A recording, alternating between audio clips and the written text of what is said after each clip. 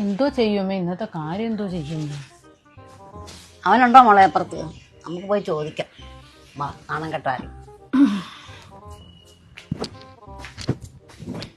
അപ്പുറത്തിരുന്ന് പത്രം വായിക്കുന്നുണ്ട്, ബാ ചോദിച്ചു നോക്കാം. എന്തോ ആയി തീരുമെന്ന് എൻ്റെ പൊന്നെ. ഞങ്ങൾക്ക് ഇന്നത്തെ കൂടെ ഒന്നതാ. ഇപ്പൊ കൊറേ ആയല്ലോ.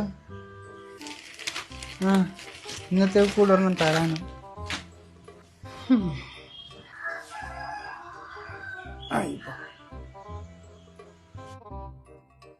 ഈ ചോദിക്കുമ്പോ എടുത്തു തരുന്നേ കുഴപ്പം. നടക്ക്, ഇതങ്ങ് മാറി നിൽക്കുന്നത്. ബാ,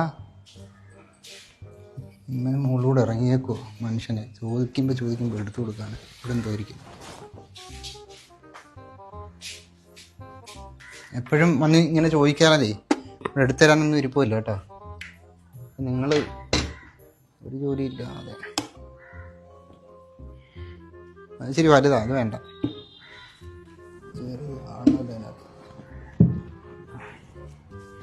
എന്നാലും ഇച്ചിരി വലുതാ. ഇച്ചിരി വലുതാ, 4 ദിവസത്തേക്ക് ഉണ്ട് കേട്ടാ.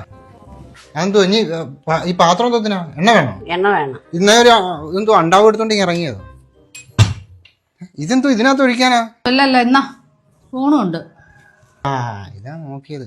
ഇങ്ങനെ ഇതൊന്ന് പിടിച്ചേ, കൈ തെറ്റി. ഇങ്ങനെ അടുത്തേക്ക് ഒരു തുള്ളി പോലും കളയാൻ പറ്റത്തില്ല.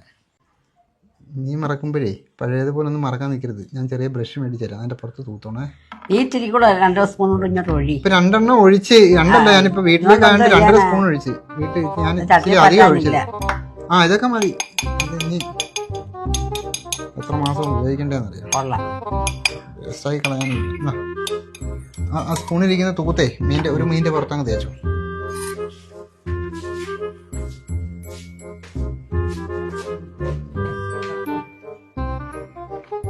നോക്കി ഇരിക്കണ്ട, താക്കോലൊന്നും ഇവിടെ വെക്കുന്നില്ല. ഞാൻ പൂട്ടി ഞാനങ്ങ് കൊണ്ടുപോവാ പോകുന്നിടത്ത്.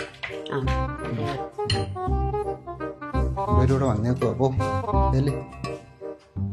4 ദിവസം കഴിഞ്ഞ് ഇനി തേങ്ങയ്ക്ക് വരാവുള്ളേ.